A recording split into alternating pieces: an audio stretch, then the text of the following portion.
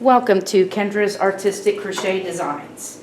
And today we are here with my friend Gay, who has been knitting. How long have you been knitting? Well, my grandmother lived to 100, and she taught me to knit when I was 7 or 8, Okay. but I didn't stay with it. I got busy having fun and dating and having kids and that kind of thing. But she really influenced me. I still have a prayer shawl that she made Oh, wow. when I was born. So. Oh, I bet that's precious. Can't decide who to give it to now. But she got me started in it. And then after the kids got older, I decided to do something like a scarf. I have a jacket that's this color, and I made the scarf to go with it. And that was about 20 years ago. Wow, And that is beautiful. That looks like intricate, like really thin stuff. I'm going to wear it tomorrow. Okay. And then I also got into, this is a big scarfy thing. Oh, that's that beautiful. I put together. That is so pretty. I have no idea how I did that now, but Ah. I did it then. That is pretty. But the church we belonged to for 20 years in Williamsburg, Virginia, one of our members was diagnosed with breast cancer. And a friend of hers, in the late 90s, gave her a prayer shawl and a wonderful note that went with it.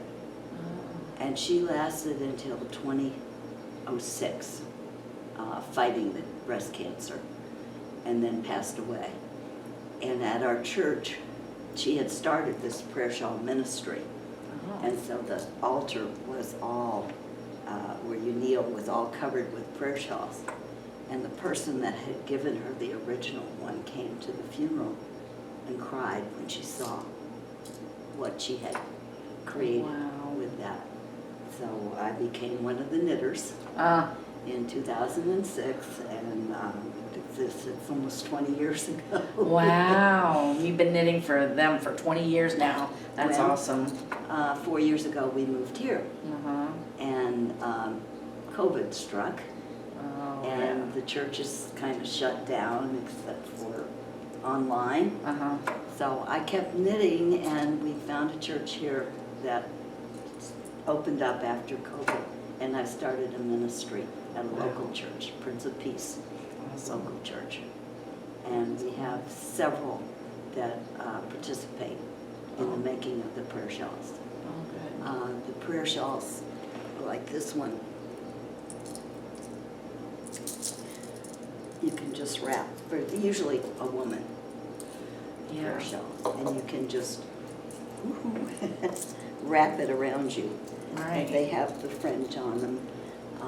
I have some lightweight ones and some heavier weight ones, depending on the time of year. Right, right. So when we give one, we present it to the person. It has been blessed in their name at the church by one of the pastors. And there's a wonderful note that goes along, adhering to whatever their illness is, their grief is, and telling who made it, who blessed it, and offering them hope, joy, love, and peace in the note. And That's so awesome. that has really been special. At one time in Virginia, our next door neighbor also had cancer, and I gave him, for men, I usually do a lap robe that they can just wear on their lap. And I gave him a lap robe, and he called it his blankie. And he suffered for about 5 years, and finally went into hospice, took his blankie with him, and passed away. And at his funeral, he had his brother mention the blankie. Goodness. And so that really, I bet. because I had no idea they were going to do that. Right. But it just makes me realize. That's really neat. Yeah. Well, let's show this. Let's show this off. And look at this stitch. And this is knitted. This is knitted. And this is so pretty. And do you know? And then I'm gonna show off this beautiful shawl too. I created that stitch. It's Oh, called- did you? It's called Y2K. Oh, Yarn- Y2K. Yarn over, knit two together. Oh. Y2K. Yarn over, knit two together. See, right there, she created that stitch. I love it. Every 6 This, rows. this is really pretty too. I love the color of it too, peach. But this is beautiful. That's one of my favorites. colors. That is really pretty. There's one little story I'd like to tell, what Okay. made me want to reach out and touch these. My husband and I were on a canal cruise with another couple over in Europe several years ago. And it lasted a week. We were pulling through the locks, pulling ropes to get the boat up and down. By the end of the week, I didn't feel well. Oh. And we took the train back to Paris, getting ready to go home. And I just, a shortness of breath, and I was just really scared. So I had my husband take me to Paris American Hospital. Oh. And they decided that I needed a stent, and they scheduled it for the next morning. And my husband had to go back to the hotel and check us out. And so I was scared to be alone, and I said, Bill, can I have your handkerchief? I just wanted something to hold on to overnight. Yeah. And that's what I feel. These are something to just hold on to. Right. When you're having a tough time. A tough time, So- right, a tough time, Oh, yeah. and that was in 2001, and this is 2024, and I haven't had any more issues. So Oh, well, that's it's been great. awesome. So that That's handkerchief awesome. really did.